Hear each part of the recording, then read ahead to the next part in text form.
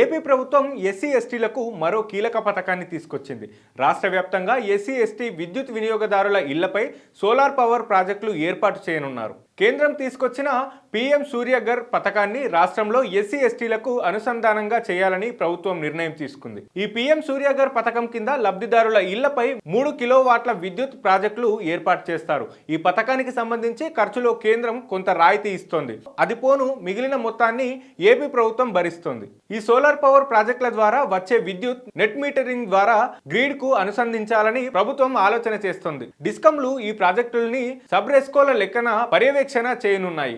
దీనికి అనుగుణంగా రాష్ట్రంలో 3 డిస్కంల పరిధిలో రెస్కోలను ఏర్పాటు చేస్తున్నారు. ఈ మేరకు ప్రభుత్వం కసరత్తు చేస్తోంది. రాష్ట్ర వ్యాప్తంగా 20.18 లక్షల ఎస్సీ ఎస్టీ విద్యుత్ కనెక్షన్లు ఉన్నట్లుగా గుర్తించగా ప్రభుత్వం వీరికి ప్రతి నెల 200 యూనిట్ల వరకు ఉచిత విద్యుత్ పథకం అమలు చేస్తుంది. ఎస్సీ ఎస్టీలకు ఉచితంగా అందించే విద్యుత్కు సంబంధించి సబ్సిడీ కింద డిస్కంలకు ప్రభుత్వం చెల్లింపులు చేయవలసి ఉంటుంది. అయితే ఈ సోలార్ విద్యుత్ ప్రాజెక్టుతో కొంతమేర ఉపశమనం దక్కుతుందని భావిస్తున్నారు. రాష్ట్ర వ్యాప్తంగా ఉచిత విద్యుత్ పొందుతున్న వారిలో 165 మందిని ఒక గ్రూప్ కింద తీసుకుంటారు. వీరిలో ఒక్కొక్కరికి కనెక్టెడ్ లోడ్ గరిష్టంగా 3 కిలోవాట్లు కాగా 165 మందికి కలిపి 495 కిలోవాట్లు ప్రతి నెల ఉచిత విద్యుత్ ఒక్కొక్కరికి 200 యూనిట్ల వరకు ఈ సోలార్ విద్యుత్ ప్రాజెక్టు ద్వారా అందుతుంది.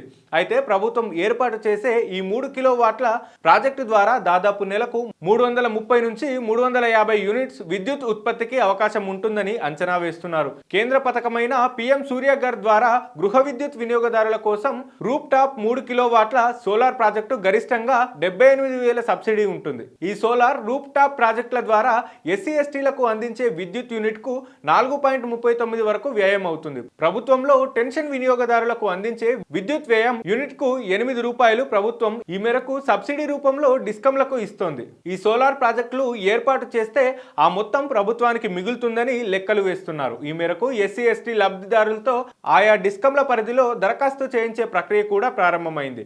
రిజిస్ట్రేషన్లు కూడా భారీగానే వస్తున్నట్లు చెబుతున్నారు.